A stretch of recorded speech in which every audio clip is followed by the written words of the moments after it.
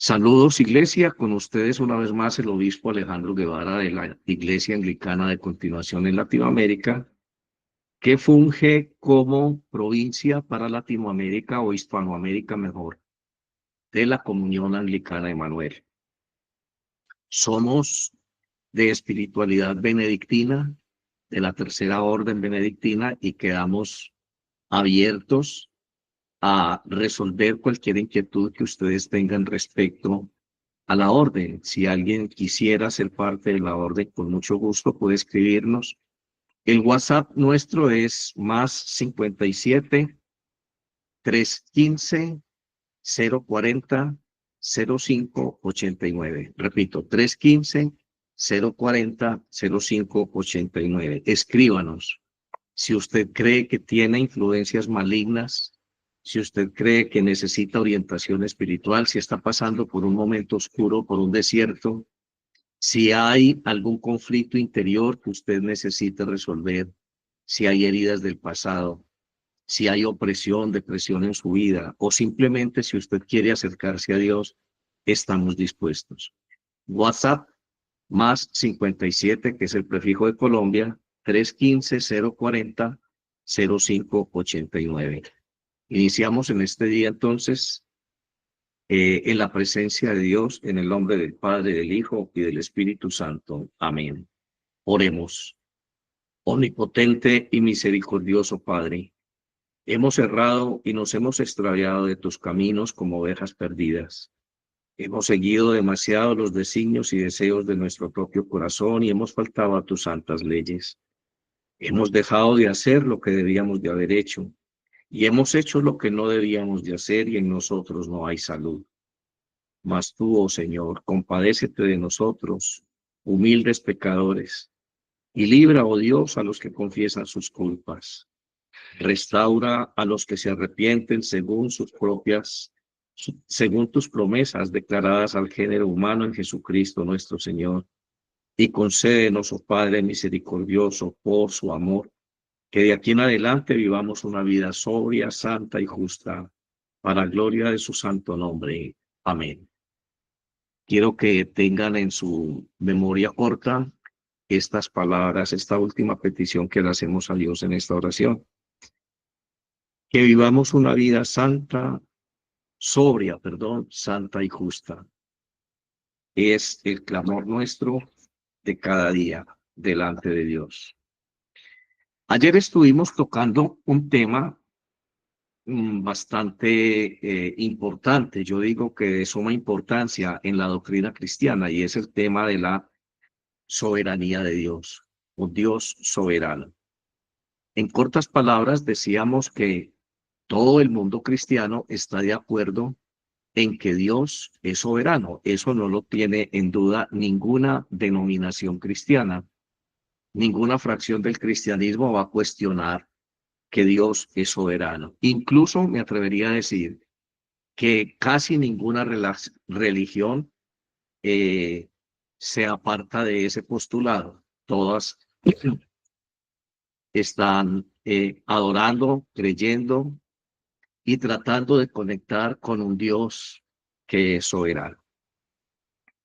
Ese concepto de soberanía de Dios es importante porque es lo que le da sentido a la oración, le da sentido a nuestra relación con Dios. Y aunque en el mundo cristiano no todos comprendemos la soberanía de Dios de la misma forma, es importante que al menos algunos aspectos que son comunes los tengamos claros en nuestra práctica cristiana. Decíamos ayer que como no se trata de una disputa teológica entre diferentes corrientes cristianas, más bien esto de la soberanía de Dios pone en contraposición dos posturas, el ateísmo y el teísmo. Es decir, el teísmo representado en todos aquellos que reconocen a un Dios soberano, que es el creador de todo lo que existe, y el ateísmo, que son los que niegan esta postura, esta presencia y esta existencia de un Dios soberano. Así que no es posible que nosotros tengamos una vida y una práctica cristiana si tenemos visos de ateísmo, si tenemos algunas conductas que rayan o que definitivamente y de una manera abierta están negando la soberanía de Dios. Hablábamos rápidamente de una de esas conductas y es el sincretismo religioso que mayormente abunda en el mundo católico. Y es porque la teología católica no enfatiza de una manera tan determinante como sí lo hace la teología reformada este aspecto de la soberanía de Dios. En el mundo católico se ha cometido el error de sacramentalizar la salvación. A usted le enseñan que usted cumpliendo con los ritos sacramentales, asistiendo a los ritos sacramentales, inclusive sin que los entienda, sin que los digiera, sin que usted sepa qué es lo que está haciendo en el fondo, de una manera religiosa, usted va allí, siente emocionalmente contacto con Dios y así usted va a salvarse. Bueno, esto está muy lejos de la realidad, porque el dato revelado en la Sagrada Escritura enseña que no es el sacramento mayor o superior al Señor del sacramento. El del Señor del sacramento es Cristo Jesús.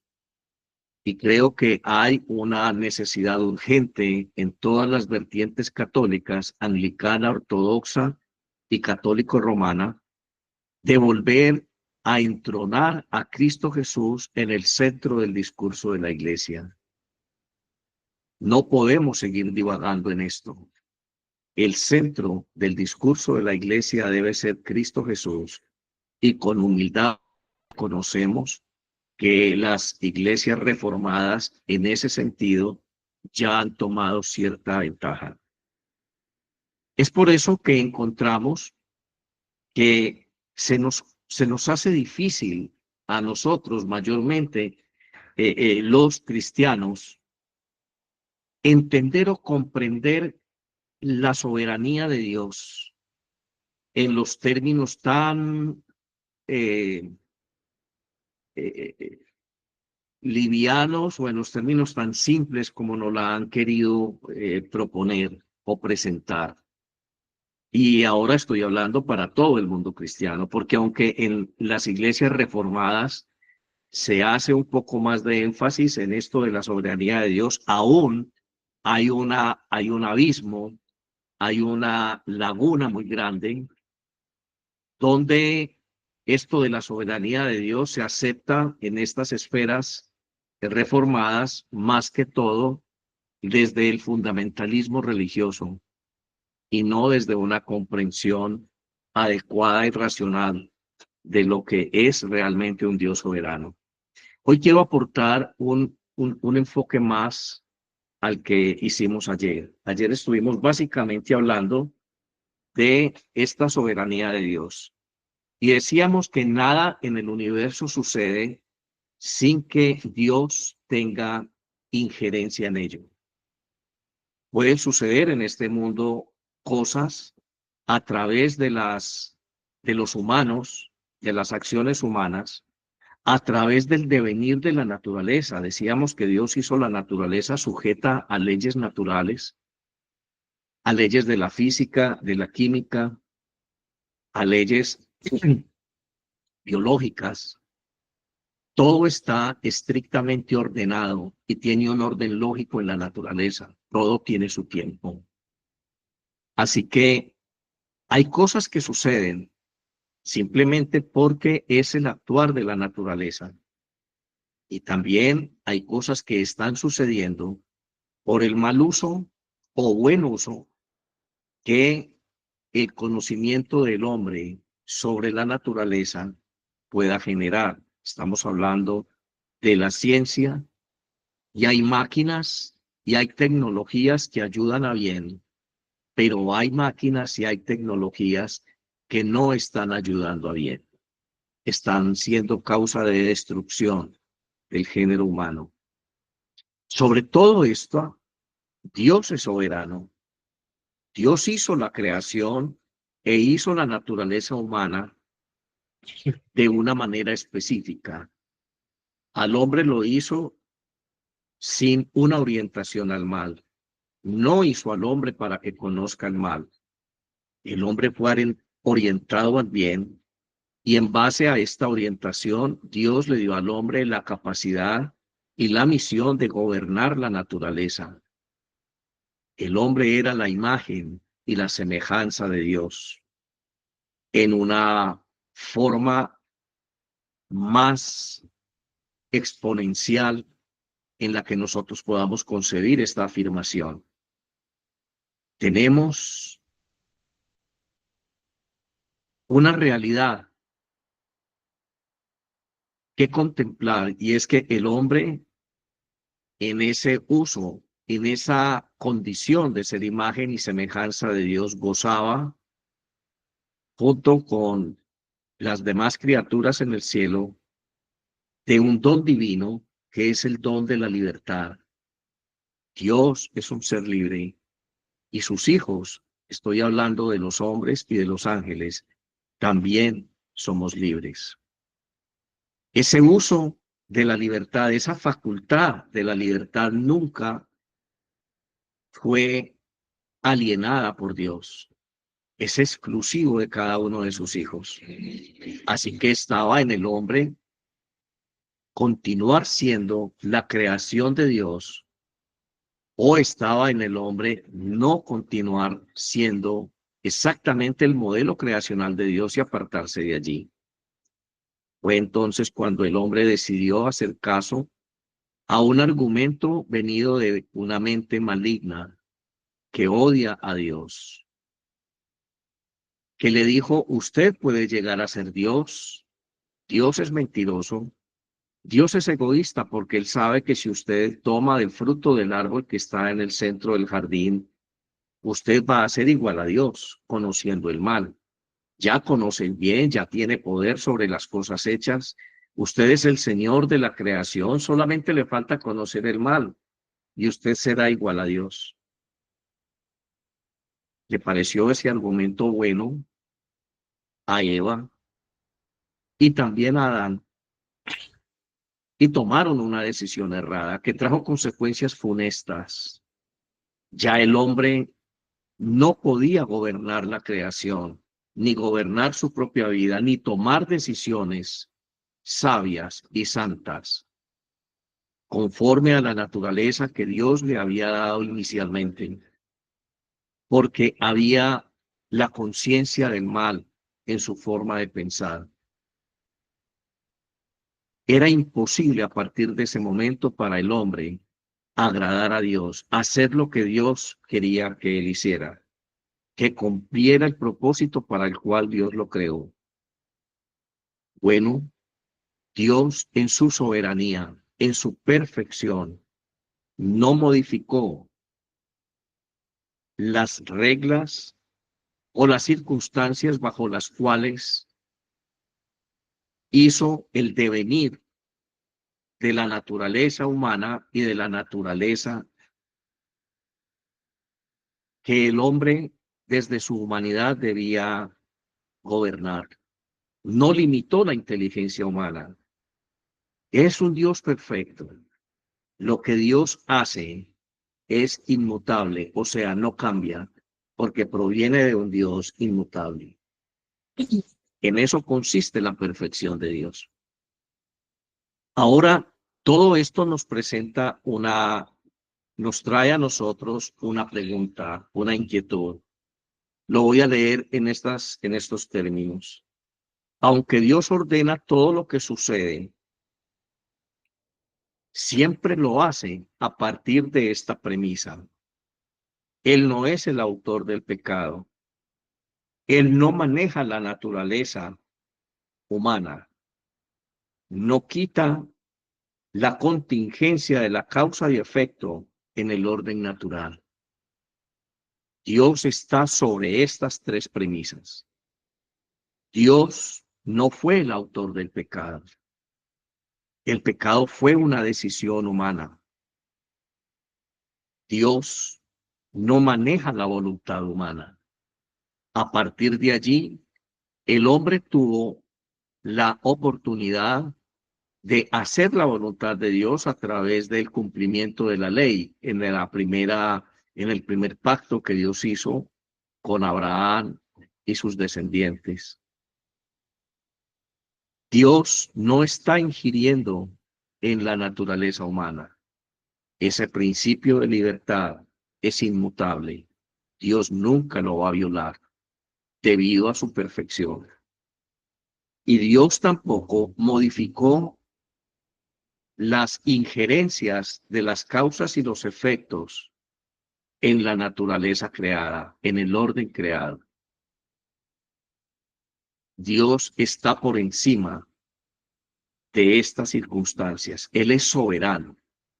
Aunque de alguna manera Dios permite que las cosas malas sucedan, no suceden por su voluntad expresa, suceden debido a las decisiones, a esa opción, sobre todo de la naturaleza humana, de hacer lo bueno o hacer lo malo.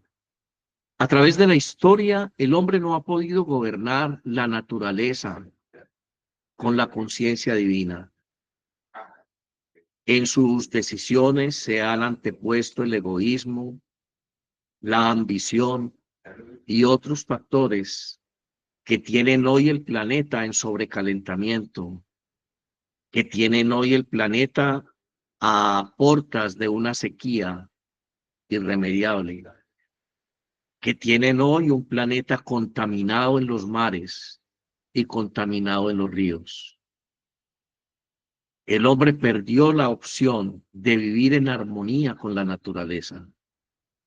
Ese señorío y ese gobierno sobre la naturaleza lo ejerció desde la perspectiva del egoísmo, de la ambición, de la maldad de su corazón, no desde la conciencia divina, no desde aquella imagen y semejanza que Dios puso en él.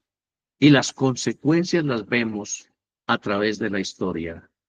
Guerras, masacres, hambre, desigualdad, todo este tipo de cosas a lo que nosotros llamamos caos, un mundo en caos, un mundo caído, no es la voluntad, ni fue la voluntad de Dios. Es la consecuencia del mal uso de la libertad del hombre. Seguimos nosotros hoy repitiendo la historia. Seguimos nosotros hoy decidiendo si queremos ser iguales a Adán o si optamos por el llamado de Dios a la perfección, a hacer su voluntad, a regresar a ese estado primigenio de la creación. Dios es soberano, aún sobre la libertad humana. Y es allí cuando nosotros en nuestra debilidad acudimos a Dios. Es allí cuando en oración le decimos a Dios, quita de mí este oprobio. Dios, sálvame o sáname de esta enfermedad. Quita de mí esta adversidad que estoy viviendo. Por favor, Señor, ten misericordia de mí y aminora o ablanda o suaviza las consecuencias de mis errores. El problema es que queremos que la soberanía de Dios obre bajo nuestras condiciones.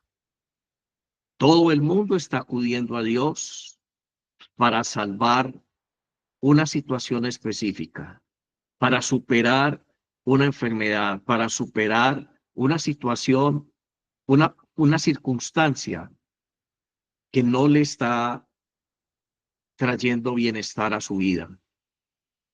En cuanto Dios responde, en cuanto esta circunstancia está superada, en cuanto la afectación ya no es la afectación, continuamos con una mente reprobada, con una mente contaminada por el mal, tomando las decisiones que el maligno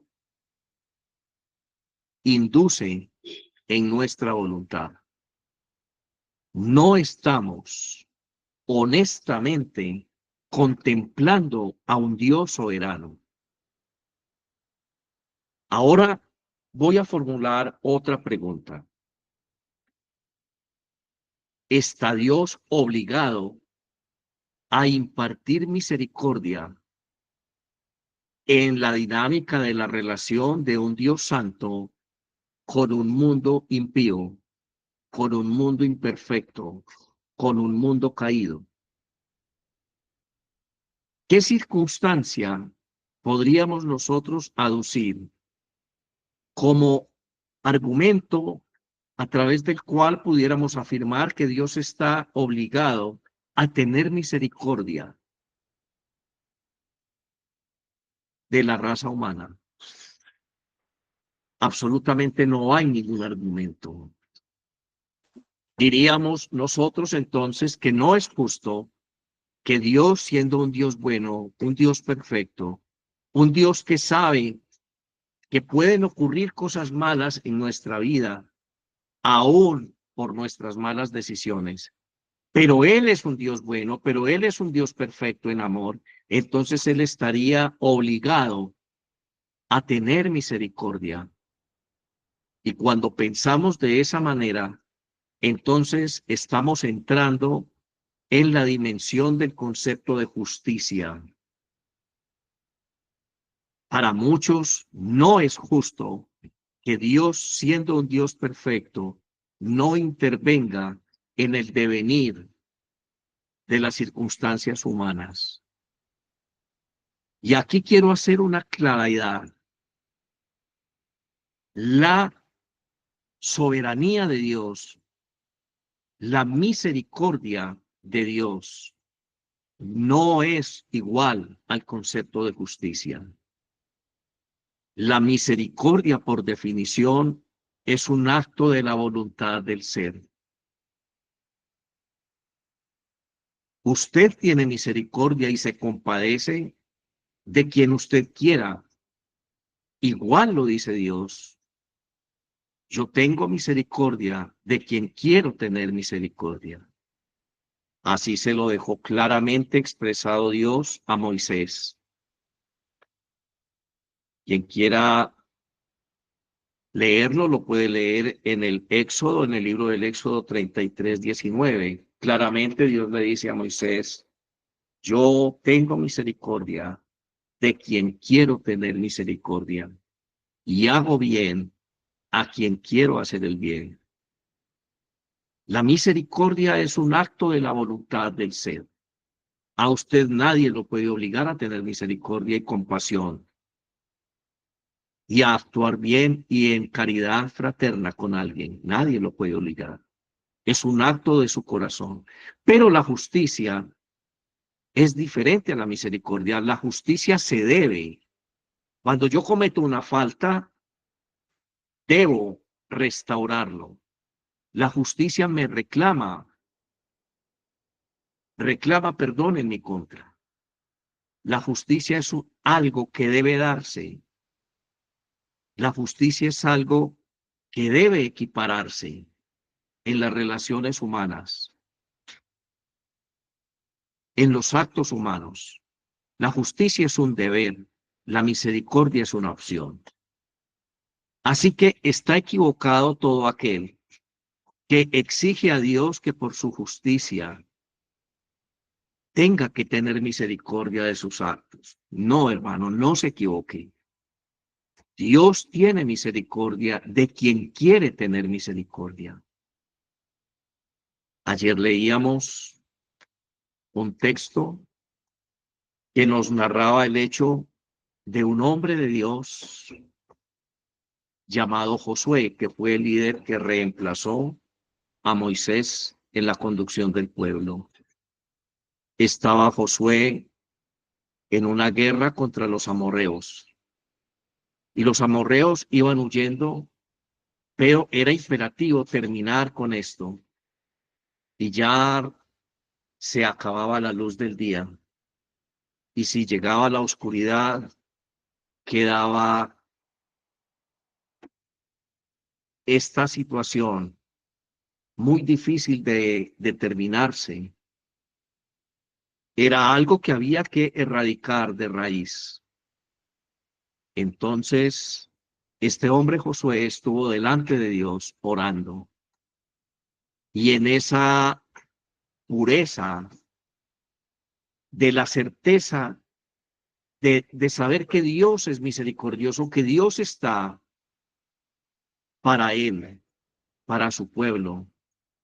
Entonces este hombre levantó su voz y le dijo al sol, sol, detente, no te apagues todavía y tampoco la luna. Y la ciencia hoy registra que en esa época de la historia de la creación ocurrió el eclipse de sol más largo que se haya podido constatar científicamente. ¿Cómo lo hizo Dios? No sabemos. ¿Cómo detuvo el sol para que no se ocultara? No sabemos.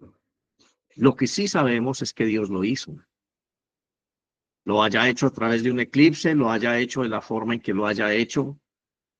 Como quiera que sea, el eclipse es algo que sucede cuando el sol se interpone entre la luna y la tierra, o la luna se interpone entre el sol y la tierra. Esta situación ocurre por un tiempo limitado a medida que el movimiento de rotación de estos dos planetas avanza y se desarrolla. Si ocurrió un eclipse de 24 horas, entonces necesariamente tenemos que entender que hubo un detenimiento de estos dos planetas. Se tuvieron que quedar quietos. ¿Cómo pasó? No sabemos. Una sola partícula del universo tiene que estar en armonía con el universo mismo. No es posible que una partícula del universo se salga del control de la dinámica de la física del universo y obre por sí sola. Todo está sujeto a leyes naturales. Y Dios es un Dios inmutable y Dios no va a vulnerar su propia creación. Así que cuando aceptamos que esto sucedió, estamos hablando de un acto de la voluntad soberana de Dios, porque Él no tiene límites. La ciencia no lo limita. La física, la matemática no lo limitan. Él es un Dios creador. Él es un Dios soberano. Y cuando entramos en esa dimensión de este Dios soberano, ocurren milagros como el que ocurrió en la vida y en la experiencia de Josué. El amor de Dios es un amor justo y es un amor santo. Es un amor que se expresa a través de un vínculo. Hay un canal a través del cual Dios manifiesta su amor. Y ese canal se llama misericordia. Pero recuerde, hermano, misericordia no es justicia. La misericordia es un acto de la voluntad del ser. La justicia es un deber. Quiero preguntarles en este momento, ¿en qué categorías está usted definiendo su vida y su relación con Dios? ¿Realmente usted cree que usted va a llegar a ser restaurado en los términos de la creación primigenia con la cual Dios hizo al hombre, asistiendo a ritos sin saber qué es lo que se hace allí, solamente con un sentimiento de gratitud en su corazón, a lo que nos referimos con el nombre de un sentimiento religioso? No, hermano, esa es una equivocada apreciación de la misericordia de Dios.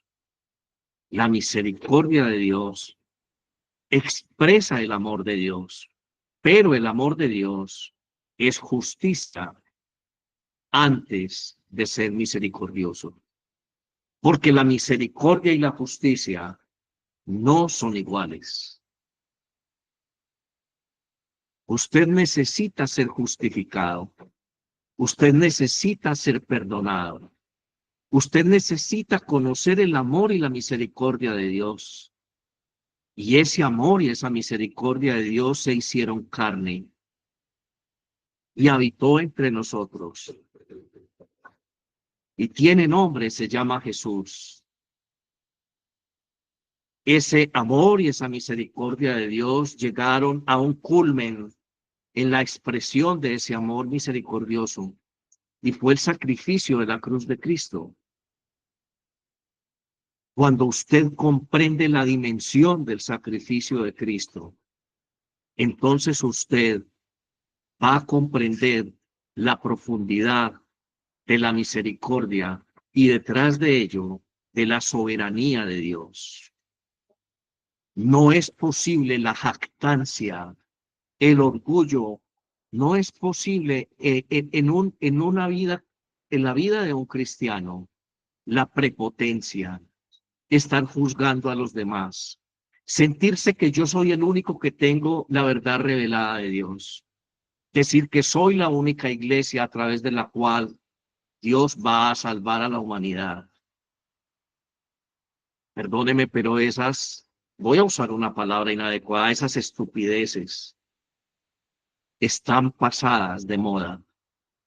Estamos viviendo una era donde la madurez y la condición espiritual son determinantes para la supervivencia humana, a menos que trascendamos, a menos que encontremos otras dimensiones en la profundidad de la misericordia y la soberanía de Dios a través de Cristo, de la forma en que Él amó, de la forma en que Él se entregó, no vamos a conseguir nuestra salvación.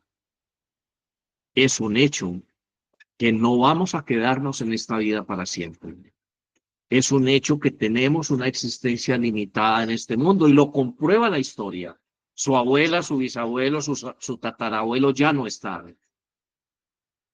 ¿De qué les sirvió haber amasado las fortunas que posteriormente sus descendientes dilapidaron? ¿De qué les sirvió a ellos esforzarse tanto? ¿Dónde están en este momento? Son hijos y fueron parte de la creación de un Dios inmutable, de un Dios que nunca deja de ser, como tampoco deja de ser su obra ni su palabra. Tú eres parte de la obra de Dios. Tú estás existiendo por la palabra de Dios.